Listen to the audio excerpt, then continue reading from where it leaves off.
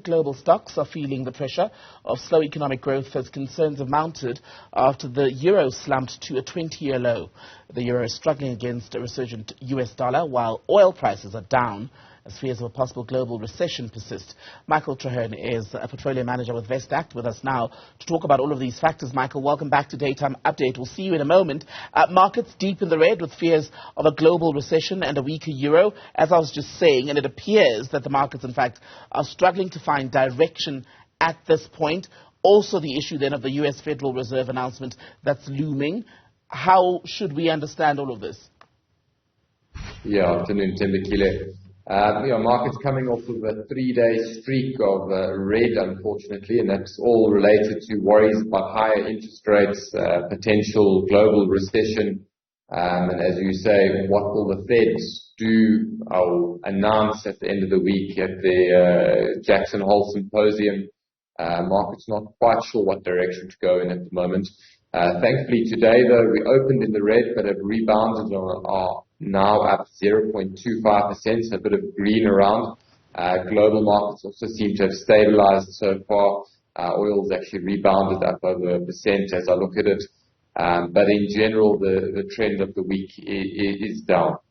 I think I heard you touch on oil there, but let's talk more broadly about commodities and how they've been faring. Yeah, commodities is very influenced by global growth forecasts, and as those change, you see commodity prices change quite quickly. Specifically looking at oil, at the end of last week, it was at $92 a barrel. We've now bounced over $100 a barrel, unfortunately, and that's on concerns that Saudi Arabia is going to be cutting back their oil supply. Coupled with the US having lower inventories than expected, meaning that they're going to have to top up their inventories in some time in the near future. So that's what's caused oil to bounce over the last week. Today, oil's only up slightly, but moving in the wrong direction, Tembekile. And earlier we were talking about Statistics South Africa saying today that inflation has now shot up, annual consumer price inflation up at 7.8% for July. It was 7.4% in June. Let's unpack what's led us here and the road ahead, perhaps. Yeah, what a scorcher. And I think that relates to our previous conversation around the high oil prices.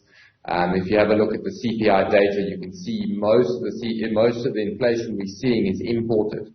So fuel costs up 55%, transport as a whole up 25%, food up 10%, where things that we import on the food basket are up between 13 and 30%. So this is very much the story of global politics impacting us locally, and unfortunately higher inflation means higher interest rates, and that further squeezes the consumer. So going forward, we expect inflation to normalize a bit, but I think the Reserve Bank still has a few more interest rate hikes ahead.